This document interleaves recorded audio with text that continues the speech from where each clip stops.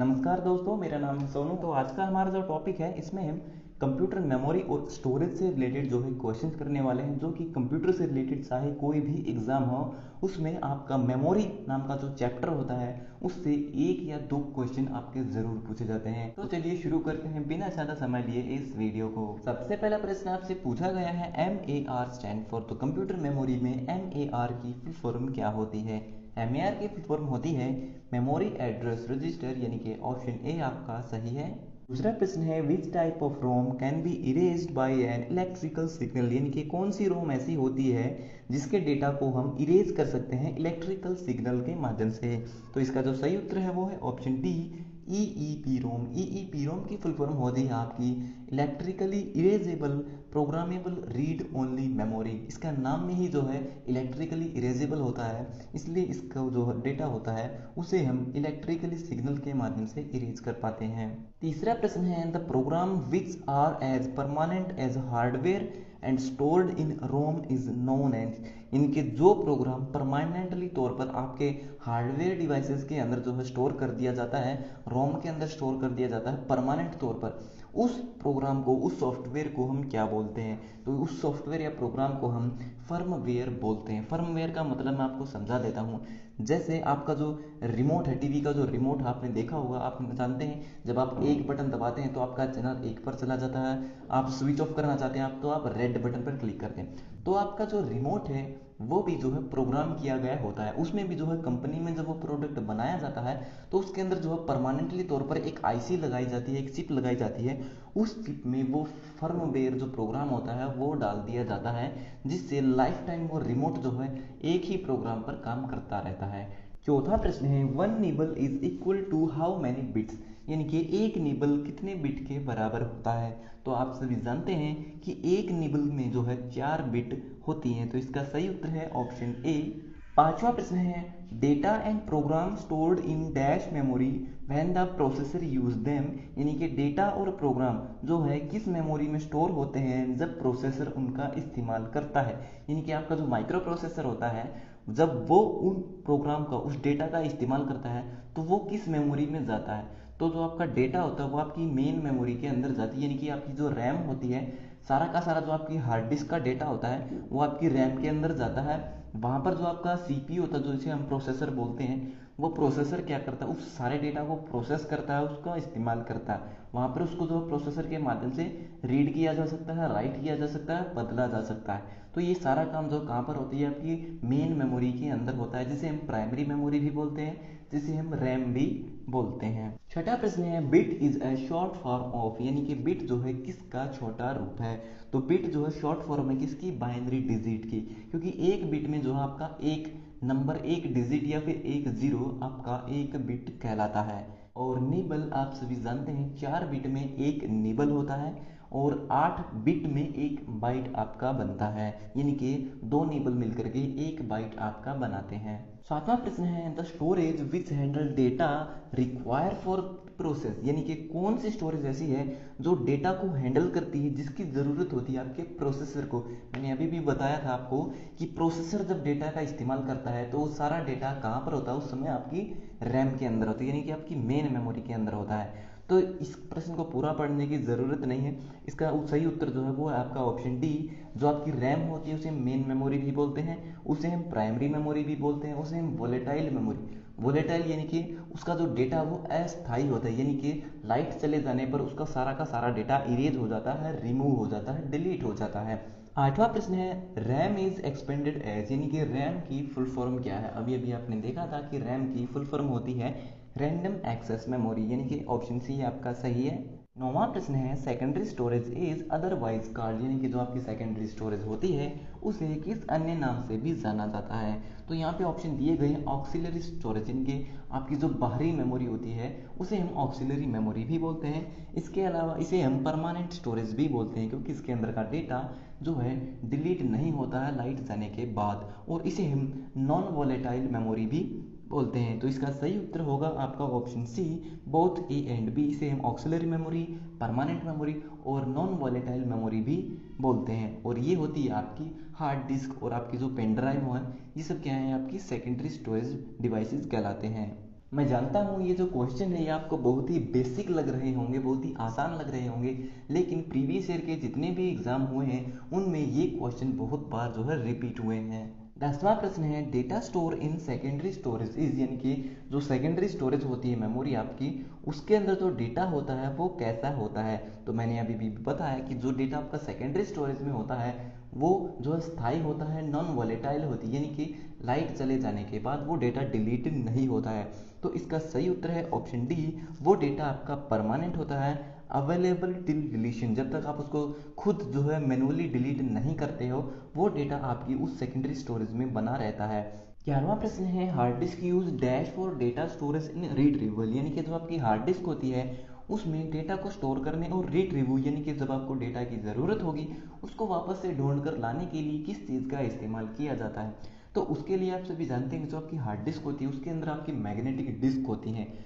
और उन magnetic disk जो होती है वो आपकी ट्रैक्स में डिवाइड होती हैं, और वो ट्रैक बटे होते हैं आपके सेक्टर के अंदर, और उन सेक्टर के अंदर जो आपका डेटा स्टोर किया जाता है। तो इसका जो सही उत्तर है वो है option B, magnetic disk mounted in spindle. उसके अंदर आपकी मैग्नेटिक डिस्क होती है और वो जो है एक स्पिंडल पर माउंटेड होती है। जो उनके स्पिंडल होता है, जो उनके बीच में जो एक स्पिंडल होता है, वो क्या करता है उन सभी सीडी को जो है एक जगह पर बनाए रखता है, और उसी स्पिंडल पर जो वो सभी सीडी एक साथ घूमती हैं। 12वां प्रश्न है SD card is expanded as, यानी कि जो आपका एसडी कार्ड होता है, जो आपके मोबाइल के अंदर जो आपका मेमोरी कार्ड होता है, यहाँ पर उसकी फुल फॉर्म पूछी गई है।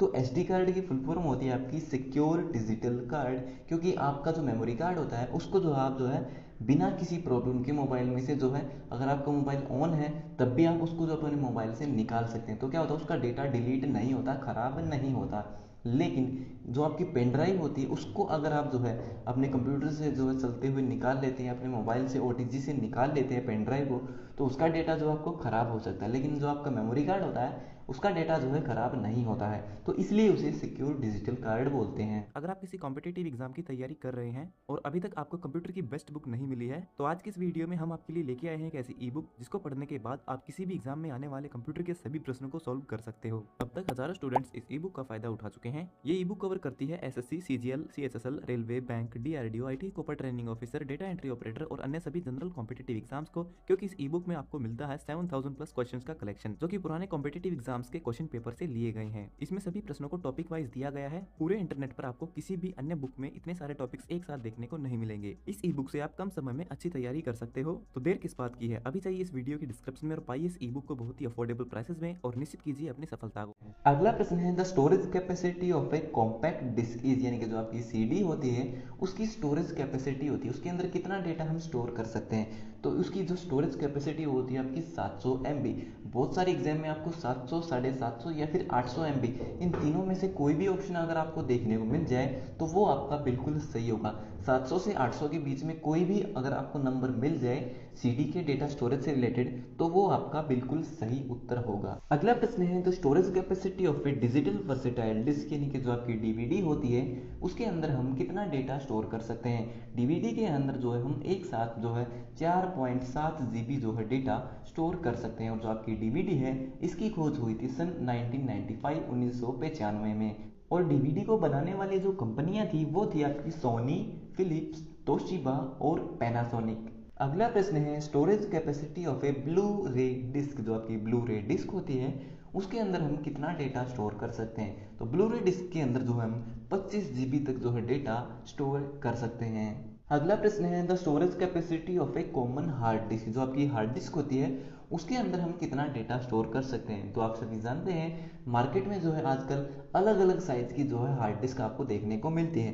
तो हार्ड डिस्क में जो हम 256 MB डेटा भी स्टोर कर सकते हैं, क्योंकि 256 MB की भी जो आपको हार्ड डिस्क मार्केट में मिलती है, 512 GB की भी मिलती है और 1 टेराबाइट की भी मिलती है। तो यहाँ पर आपका ऑप्शन डी बिल्कुल सही है, any one of the A B C, इन तीनों में से कोई भी साइज हो तो उस साइज की जो हमें हार्ड डिस्क मिल जाती है, उस साइज की जो हार्ड डिस्क जो है आपकी होती है उसमें इतना डेटा हम स्टोर कर सकते हैं, और 1 टेराबाइट से ज़्यादा भी जो हम डेटा हार्ड डिस्क के अंदर स्टोर कर सकते हैं, क्योंकि ज़्यादा टेराबाइट की भी जो है आप आजकल मार्केट में हार्ड डिस्क आपको मिलती हैं। अगला प्रश्न है पॉपुलर क्लाउड स्टोरेज आर, तो दिए गए ऑप्शन में से कौन सी क्लाउड स्टोरेज ऐसी है, यानी कि इंटरनेट पर जब आप कोई डेटा स्टोर करते हैं, अपलोड करते हैं अपनी किसी फाइल को इंटरनेट पर स्टोर करने के लिए, तो दिए गए ऑप्शन में से कौन सी ऐसी है डेटा स्टोरेज ऐसी क्या है जो सबसे ज़्यादा फेमस है?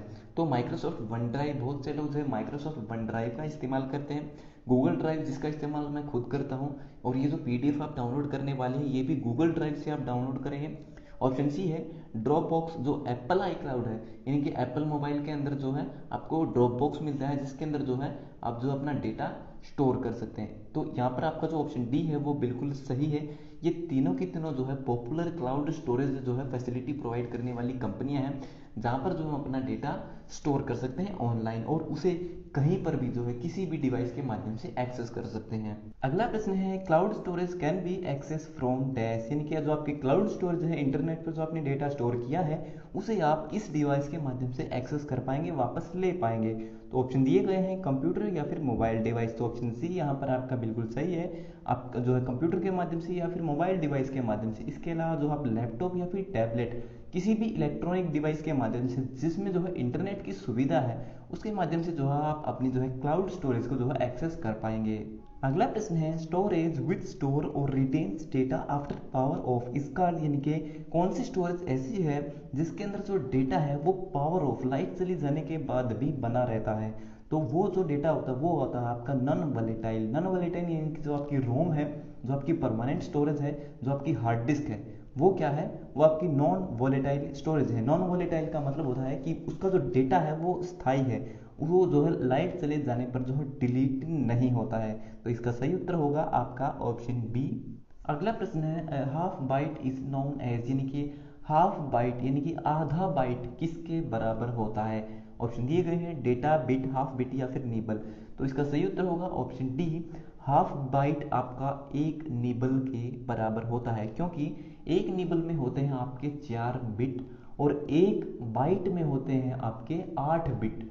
तो एक बाइट में 8 बिट और आधा बाइट में हो गए आपके 4 बिट, और 4 बिट आप जानते हैं एक निबल के बराबर होता है।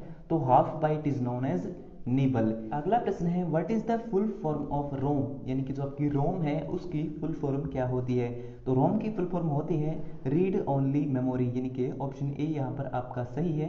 22वां प्रश्न है वर्चुअल मेमोरी इज डैश, यानी कि जो आपकी वर्चुअल मेमोरी, वर्चुअल का मतलब है आभासी, तो आभासी जो मेमोरी होती है वो क्या होती है? ऑप्शन दिए गए हैं memory on the hard disk that the CPU use N extended RAM. तो यहाँ पर ऑप्शन ए ही आपका बिल्कुल सही है, वो मेमोरी, हार्ड डिस्क की वो मेमोरी जिसका इस्तेमाल आपका जो CPU है वो रैम की तरह करता है। यानी कि वैसे तो जो आपकी हार्ड डिस्क वो आपकी रोम है, लेकिन उसकी जो कुछ डाटा ऐसा होता है, आपने देखा होगा कभी कभी कि जो आपकी हार्ड डिस्क हो तो कभी भी कंप्लीट नहीं भर पाती है। 1 टेराबाइट है तो 1 टेराबाइट वो कभी भर नहीं पाएगी। तो जो डेटा उसका जो है खाली रहता है, ठीक है, वो डेटा क्या होता है, वो आपकी रैम की तरह यूज होता है, क्योंकि आपकी हार्ड डिस्क में भी कोई ना कोई प्रोग्राम है कि उसके अंदर डेटा किस तरह से स्टोर होगा। तो वो प्रोग्राम रन करने के लिए, वो प्रोग्राम रन होने के लिए जो है कुछ ना कुछ मेमोरी का इस्तेमाल करता है। तो उस एक्सटेंडेड रैम, उस बढ़ी हुई रैम को जो है हम वर्चुअल मेमोरी बोलते हैं। और ये वर्चुअल मेमोरी केवल आपकी हार्ड डिस्क में नहीं होती, बल्कि आपके पास जो पेन ड्राइव है, आपका जो मेमोरी कार्ड है, उन सभी में जो है ये वर्चुअल मेमोरी काम करती है। 23वां प्रश्न है USB स्टैंड फॉर, तो USB की फुल फॉर्म क्या होती है? तो आप सभी जानते हैं USB क्या है। USB एक स्टैंडर्ड होता है कि जो आपके डिवाइसेज होते हैं, जो स्टोरेज डिवाइस, उनके जो पोर्ट होते हैं वो ज़्यादातर USB के बनाए जाते हैं। जैसे कि आपकी जो पेन ड्राइव है उसका जो पोर्ट है वो USB टाइप होगा, ठीक इसी तरह जो आपकी OTG केबल है उसका भी जो पोर्ट है वो आपका USB टाइप होता है। तो USB की फुल फॉर्म क्या है? USB की फुल फॉर्म होती है यूनिवर्सल सीरियल बस। तो यहाँ पे जो आपका सही उत्तर है वो है ऑप्शन बी। 24वां प्रश्न है what is meant by the term RAM, यानी कि जो आपकी रैम होती है उसकी डेफिनेशन यहाँ पर आपसे पूछी गई है। तो आप सभी जानते हैं कि जो आपकी रैम होती है उसे हम रीड राइट मेमोरी भी कहते हैं। रीड राइट इसलिए क्योंकि वो क्या करती है, जो आपकी सेकेंडरी स्टोरेज डिवाइसेस होते हैं उनके अंदर जो भी डेटा स्टोर होता है उस डेटा को रीड करने का काम और उसको राइट करने का, यानी कि उसको एडिट करने का काम जो आपकी रैम करती है। वो सारा डाटा आपकी रैम के अंदर जाता है और वहाँ पर उसको जो रीड किया जाता है और चेंज किया जाता है। तो इसका सही उत्तर होगा option B, memory which both read and written. जो मेमोरी रीड करने का और रिटन करने का दोनों तरह का काम करती है उसे हम रैम बोलते हैं। तो ये हो गए हमारे आज के सभी प्रश्न कंप्लीट। सो वीडियो देखने के लिए धन्यवाद। अगर आपका कोई सवाल है तो आप कमेंट बॉक्स में लिख करके पूछ सकते हैं। तो मिलते हैं हमारी अगली वीडियो में, तब तक के लिए नमस्कार।